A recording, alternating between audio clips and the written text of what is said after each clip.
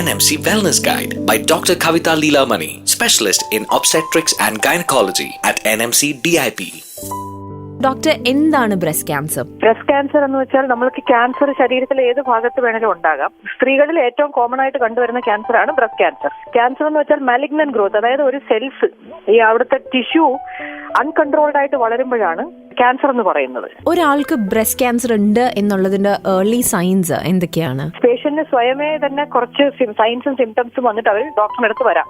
കുറച്ചേറെ കാര്യങ്ങൾ പെണ്ണുങ്ങൾ ശ്രദ്ധിക്കേണ്ടതായിട്ടുണ്ട് അവിടെ. മെയിൻ ആയിട്ടുള്ളത് അവർ ലംബ് അഥവാ ബ്രസ്റ്റിൽ ഒരു പുതിയ ഗ്രോത്ത് പോലെ തോന്നി വരിക. പിന്നെ അത് ബ്രസ്റ്റിലാകാം, അണ്ടർ ആംസ് ഏരിയയിലും ആകാം, കക്ഷഭാഗത്തും വരാം. ചിലർ വരുന്നത് ബ്രസ്റ്റിന്റെ സൈസിനോ ഷേപ്പിനോ വ്യത്യാസം പോലെ കാണുന്നെന്ന് പറഞ്ഞിട്ട് വരും. പിന്നെ ഒരു വിഭാഗം പറയും പുതിയതായിട്ട് ഒരു സൈസ് ഡിസ്ചാർജ് വരുന്നു, ഗ്രീനിഷ് കളർ ഡിസ്ചാർജ് ആണ് യൂഷ്വലി, അങ്ങനെ വരുന്നുണ്ടെന്ന് പറഞ്ഞ് വരാറുണ്ട്. പിന്നെ ഇതൊന്നും ഇല്ലാതെ തന്നെ ചിലർക്ക് ഓറഞ്ചിന്റെ സ്കിന്നിന്റെ പുറത്ത് നമ്മൾ തൊടുമ്പോൾ ഇങ്ങനെ കുഴിഞ്ഞിരിക്കത്തില്ല, അതിനാണ് നമ്മൾ ഓറഞ്ച് പീൽ അപ്പിയറൻസ് എന്ന് പറയും. സ്കിന്നിന് അങ്ങനെ ഒരു ചേഞ്ച് ആയിട്ട് വരാം, ബ്രസ്റ്റിന്റെയും ഏരിയോളയുടെയും നിപ്പിളിന്റെ അവിടുത്തെ ആ സ്കിന്നിന് അങ്ങനത്തെ ഒരു ചേഞ്ച്. പിന്നെ ഏതെങ്കിലും ഒരു ഭാഗം മാത്രം ബ്രസ്റ്റിൽ കുഴിയുക, തൊലിപ്പുറമേ കുറച്ച് ചേഞ്ചസ്. പക്ഷെ വേറൊരു കാര്യം മനസ്സിലാക്കേണ്ടത്, ഞാൻ ഈ പറഞ്ഞതെല്ലാം തന്നെ ക്യാൻസർ ആകണമെന്നില്ല. അതൊരു ഡോക്ടറെ കണ്ട് അവരതിന് പരിശോധിച്ച് കാരണം സ്കിൻ ഡിസീസസും ഇങ്ങനെയൊക്കെ വരാം. എങ്ങനെയാണ് നമ്മൾ ബ്രസ്റ്റ് ക്യാൻസർ ഡയഗ്നോസ് ചെയ്യുന്നത്? ഒന്ന്, നമ്മൾ പേഷ്യന്റ് വന്നു കഴിഞ്ഞ് നമ്മൾ അവരുമായിട്ട് ആദ്യം സംസാരിച്ച് അവരുടെ ഹിസ്റ്ററി എടുക്കും. ഹിസ്റ്ററി തന്നെ ഫാമിലി ഹിസ്റ്ററി ഒക്കെ ഉണ്ടെങ്കിൽ നമ്മൾ കുറച്ചുകൂടെ ഫാമിലി ഹിസ്റ്ററി പോസിറ്റീവ് എന്ന് പറയും. അപ്പം പേഷ്യന്റിനെ നമ്മൾ എക്സാമിൻ ചെയ്ത് നോക്കും. ആ എക്സാമിനേഷനകത്ത് ബ്രസ്റ്റിൽ നിന്ന് ഡ്രെയിൻ ചെയ്യുന്ന ലിംഫ് നോട്ട്സ്, അതായത് ഗ്രന്ഥികളും നമ്മൾ പരിശോധിച്ച് നോക്കും. നമ്മൾ ആം പിറ്റ്സ് പരിശോധിച്ച് നോക്കും. ഡോക്ടറിന്റെ അടുത്ത് വന്ന് ഹിസ്റ്ററി എടുത്ത് പരിശോധിച്ച് കഴിഞ്ഞിട്ട് നമ്മൾ അൾട്രാസൗണ്ടും മാമോഗ്രഫിയും depending on the age of the patient. ഇല്ലെങ്കിൽ ചില സമയത്ത് അൾട്രാസൗണ്ട് മാത്രമേ ചെയ്യാറുള്ളൂ.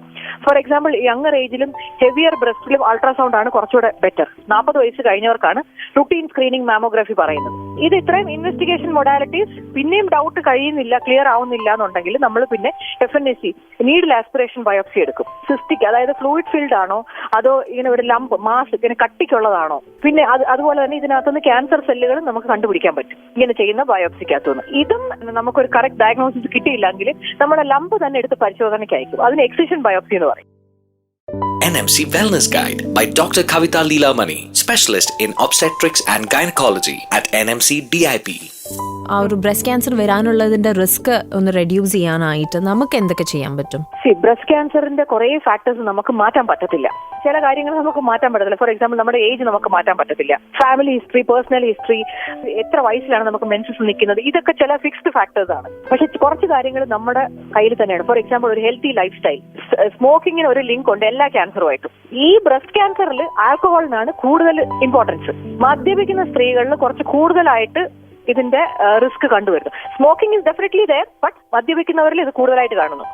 അതൊന്ന്. രണ്ട്, നമ്മുടെ healthy lifestyle and ideal body weight. നമുക്ക് ചെയ്യാവുന്ന കാര്യങ്ങൾ ഇത് മാത്രമേ ഉള്ളൂ. ബോഡി വെയിറ്റ് കുറച്ച് കൃത്യമായിട്ട് വെക്കുക. കറക്റ്റ് BMI, ബോഡി മാസ് ഇൻഡെക്സിനകത്ത് തന്നെ അതേ റേഞ്ചിൽ തന്നെ നമ്മുടെ വെയിറ്റ് വെക്കാൻ നോക്കുക. ഒന്ന്. പിന്നെ വെയിറ്റ് ഇപ്പൊ അഥവാ ഇച്ചിരി കൂടുതലാണെങ്കിൽ പോലും ഡെയിലി ആക്റ്റീവ് ആയിട്ടുള്ളവർ, അതായത് for example daily half an hour നടക്കുന്നവരാണെങ്കിൽ അവരിലും ഈ റിസ്ക് കുറയുന്നതായിട്ട് കാണുന്നുണ്ട്. പിന്നെ ഈ നമ്മൾ ഗ്രിൽഡ് ഫുഡ് കൂടുതലായിട്ട് ഉപയോഗിക്കുന്നവരിൽ കുറച്ച് വ്യത്യാസം കാണുന്നുണ്ട്. ഫോർ എക്സാമ്പിൾ, ഈ കരിഞ്ഞ് ചാർഡായിട്ടുള്ള ഫുഡ് അധികമായിട്ട് ഉപയോഗിക്കാതിരിക്കാൻ നോക്കുക. പിന്നെ അതുപോലെ ഈ ഹൈ റിസ്ക്, അതായത് നമുക്ക് ഫാമിലി ഹിസ്റ്ററി എന്ന് പറയുന്നത് ഒരു വലിയ റിസ്ക് ആണ്. നമ്മുടെ അമ്മയ്ക്കോ അമ്മുമ്മയ്ക്കോ ആന്റിക്കോ ആർക്കെങ്കിലും ഉണ്ടെന്ന് പറയുമ്പോൾ തന്നെ എല്ലാവരും ഭയങ്കരമായിട്ട് പേടിച്ചിരിക്കും. അങ്ങനെയുള്ളവർ പേടിച്ചിരിക്കാതെ അവർ കുറച്ചുകൂടെ കൂടുതൽ സ്ക്രീനിങ് ഒക്കെ ചെയ്യണം. ഈ മാമോഗ്രാം തന്നെ ഒരു കുറച്ചുനാൾ മുന്നേ വരെ 45 ഇയേഴ്സ് കഴിഞ്ഞവർക്കായിരുന്നു റുട്ടീൻ. ഇപ്പൊ അത് 40 ഇയേഴ്സ് ആയിട്ട് മാറി. 30 to 35 ഇയേഴ്സ് ഒക്കെ ആവുന്ന ഒരു സെൽഫ് എക്സാമിനേഷൻ സ്വയം ചെയ്യണം. അതായത് സെൽഫ് എക്സാമിനേഷൻ വെച്ചാൽ മാസത്തിൽ കൃത്യമായിട്ട് ഒരു ദിവസം നമ്മൾ സ്വയം പരിശോധിച്ച് നോക്കുക. ലിറ്ററേച്ചർ എല്ലായിടത്തും അവൈലബിൾ ആണ്. അല്ലെങ്കിൽ ഏത് ഹോസ്പിറ്റലിൽ ചെന്നാലും ഡോക്ടേഴ്സ് പറഞ്ഞു തരും അതെങ്ങനെ ചെയ്യുന്നത്. ഇത് എല്ലാവർക്കും ബാധകമാണ്. അതിന് ഇത്ര വയസ്സാകണം എന്ന് കാത്തിരിക്കേണ്ട ആവശ്യമില്ല. കാരണം ഇന്നത്തെ കാലത്ത് കുറച്ച് യങ്ങർ ഏജ് ഗ്രൂപ്പിൽ നമ്മൾ ഇത് കൂടുതലായിട്ട് കാണുന്നുണ്ട്, ക്യാൻസർ ഓഫ് ദി ബ്രസ്റ്റ്. പണ്ടൊക്കെ ഒരു 50-55 കഴിഞ്ഞിട്ടേ വരുത്തുള്ളൂ എന്നൊരു ചിന്താഗതി ഉണ്ടായിരുന്നു. പക്ഷെ ഇപ്പൊ അങ്ങനെയല്ല. നമുക്ക് തന്നെ അറിയാലോ, നമ്മുടെ ബോഡിയിൽ ഒരു ചേഞ്ച് പോലെ കാണുകയാണെങ്കിൽ ഉടനെ തന്നെ ഡോക്ടറെ കണ്ട് ഡോക്ടർ പരിശോധിച്ച് നോക്കട്ടെ എന്ന് വിചാരിക്കുക. പിന്നെ ഒരു അൾട്രാസൗണ്ട് ഓഫ് ബ്രസ്റ്റ് അത്രയ്ക്ക് വിഷമമുള്ള ഒരു കാര്യമല്ല. ഇത്രയ്ക്ക് ഈ മാമോ പോലെ പെയിൻഫുള്ളോ ഒന്നുമല്ല. എന്തെങ്കിലും ഒരു ചെറിയ ഡൗട്ട് ഉണ്ടെങ്കിൽ തന്നെ നമുക്കൊരു അൾട്രാസൗണ്ട് ചെയ്ത് നോക്കാവുന്നതേ ഉള്ളൂ. Annual mammogram should be started at the age of 40. NMC Wellness Guide by Dr. Kavita Leelamani, specialist in obstetrics and gynecology at NMC DIP. What is the treatment for breast cancer?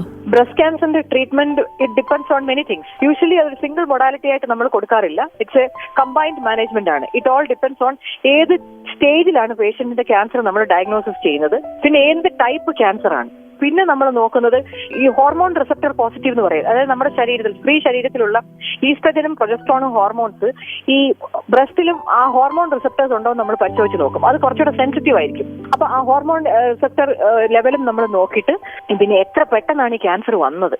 ചിലർക്ക് കാണാം 1 centimetre മാസം 1 മാസം കൊണ്ട് പെട്ടെന്ന് അങ്ങ് വലുതാകുന്നൊക്കെ ആയിട്ടൊക്കെ കാണാം. അതുപോലെ പേഷ്യന്റിന്റെ ഏജ്, മെൻസസ് നിന്നവരാണോ അതോ സ്റ്റിൽ മെൻസ്ട്രേറ്റിംഗ് ആണോ, പിന്നെ general health of the patient. For example ഈ ഡയബറ്റീസ് ഒക്കെ ഉള്ളവരാണെങ്കിൽ പൊതുവെ ഇമ്മ്യൂണിറ്റി കുറച്ചുകൂടെ സപ്രസ്ഡ് ആയിരിക്കും. പിന്നെ പേഷ്യന്റിനോട് നമ്മൾ ഈ ഓപ്ഷൻസ് എല്ലാം പറഞ്ഞു കൊടുക്കും, ട്രീറ്റ്മെന്റ് ഓപ്ഷൻസ് എന്തൊക്കെയാണ്. ഇതെല്ലാം കൂടെ കൺസിഡർ ചെയ്തിട്ടാണ് we decide on A treatment. നമുക്ക് എപ്പോഴും സർജറി ആണല്ലോ നമ്മൾ കേൾക്കുന്നത്.